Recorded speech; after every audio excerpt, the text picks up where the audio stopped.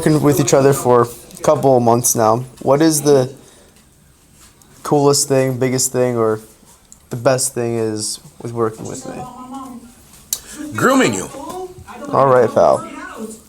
Getting you to sit on my lap every time you come over here and us just to have some cuddles. Okay.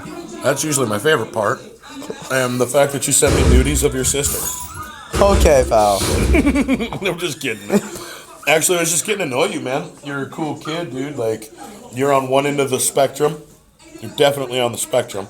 And This guy. I don't know. It's just been fun having you kind of teach me about social media and about like what your demographic is into, so I can have that be kind of part of my target market.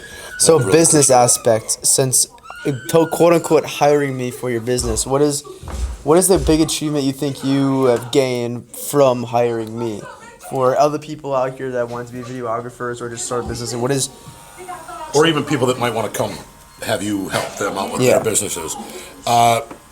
You've definitely got 30,000 plus new viewers to my business in a very short time period. Mm-hmm. You're showing me how to use the tools to keep and maintain that. You're helping me brainstorm ideas to keep people interested and intrigued. Now, granted, like, it's all about the person too. The person's got to be funny, charismatic, have a character of their own. But you kind of really just helped me come out of my box and think about looking at a whole new demographic of people and broadening my horizons, and that's pretty cool. So for other people that want to be in the digital marketing aspect or the videography aspect, what is one thing as a business owner you would tell someone that wants to do it? Just give them some advice. I would say, what do you like with me and what do you don't like in me that you wish that could be better? That's hard. Business aspect wise, not so personal. You're really young, and I think that a lot of it, you're pretty responsible for being such a young kid. That's probably the biggest thing, is you're just young. You've got a lot of learning and growing. You've given me some ideas of some things that I would not do. But I think like anybody who wants to use digital marketing, this is where it's at. Try to come up with a niche. Try to come up with a character that people are going to follow. Try to have a personality worthwhile. Be excited about you. Be excited about your business. Be excited about and have passion in what you do. People will follow anything. You could be teaching people how to fart in a fucking jar and sell it. If you're passionate about it and believe it, people are going to follow it, dude. It's that simple. It's the truth. And these help me find a way to market that and how to reach deeper into myself and realize my own potential in reaching my market and how to speak to my market, because it's my market at the end of the day. It's not Braden's market. He's helping me reach my market. If that makes sense. Yeah. So you guys are going to suck your dick out. It's going to be good for you. That's the main point. I don't know how good your mics are. I don't know if you guys can catch this on the mics, but he keeps trying to touch my butt. Okay, I told you that's for a different platform, not for YouTube. We should start OnlyFans. Do you know what that is? Yes, I do know what OnlyFans is. I'm not on it. However, not yet. How many of you guys should comment on B's thing with just comment yes or no. How many of you guys would sign up and join in to see a big fat old tattoo guy paint his toenails? I was thinking something. Because I'll paint my toenails on OnlyFans for you guys wearing nothing but a kilt or a thong.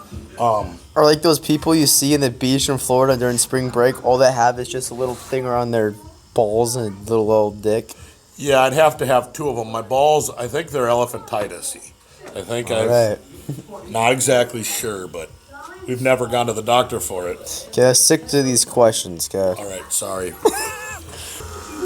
So I know people are watching this are probably going to be young entrepreneurs or wanting to start a business and wanting to be successful later in life, but the thing is they're young. You've been in this industry or you've been in business industry or entrepreneurship for 15 plus years. What is something that you can tell people or advice you can give people to hopefully be successful in the next couple years or just growing their business or entrepreneurship? Don't settle for where you're at. Always keep looking for growth. Always try to learn the next new thing or whatever. I've been tattooing since I was a little boy. I have not learned everything about tattooing. I've been a business owner for a short time period comparatively.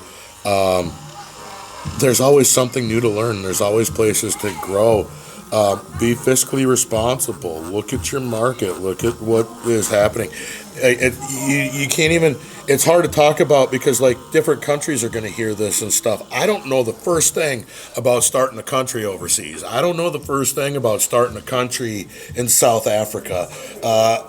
That's not my wheelhouse. So this really just pertains to small business in America, kinda. I don't think you answered the question. Probably not. What was the question? What is it like, an advice to young entrepreneur to start a business? You just talked about something overseas. So what is what what is an advice you can give? Obviously, you might. Obviously, don't smoke as much weed as me. Okay, good.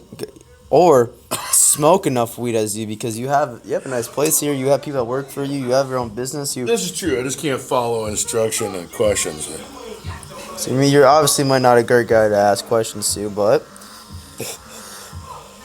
Advice to you to be successful. Yeah, what is an advice you can give a young entrepreneur that wants to start his own business and wants to be successful and wants to grow and be successful in the next couple of years, or just start a successful business? I think the number one thing is just constantly be learning and growing and learning and growing and learning and growing. The other thing is try to do as much of it as you can without borrowing money. You want it to be your own business. It can't be your own business. I think we touched this on a question before someplace else. Can't be your own business if you're borrowing money. You now have a business partner. That business partner is going to be taking a percentage of your business. They're going to call it interest, but that's really a percentage of your business. If you can get away with not doing that, then just saving up and being fiscally responsible before you open your business, that's the best way to do it. If you can't, I understand, but that's the way I did it. I also could add on being consistent. Yeah, you got to be on time too. Hold yourself accountable. That's the biggest thing. I said this before I came here. Be on time. Like people that want to. He was 30 minutes late. But with newer clients that you are going to work with, if you're on time, you're late. Always be early. That's one thing. If you are competing with somebody else, a big thing is showing up and doing what you say. That is a big thing. Yep. But just staying consistent, I feel like, is the biggest thing because once you stop, you failed. Like, if you just keep working.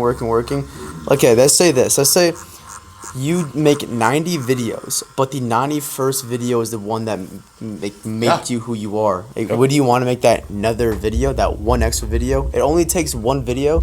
Like I say, posting on social media is just like a lottery ticket. It only takes one lottery ticket. It only takes one video for you to grow, to get noticed, to actually start gaining attraction to your videos. It only takes one.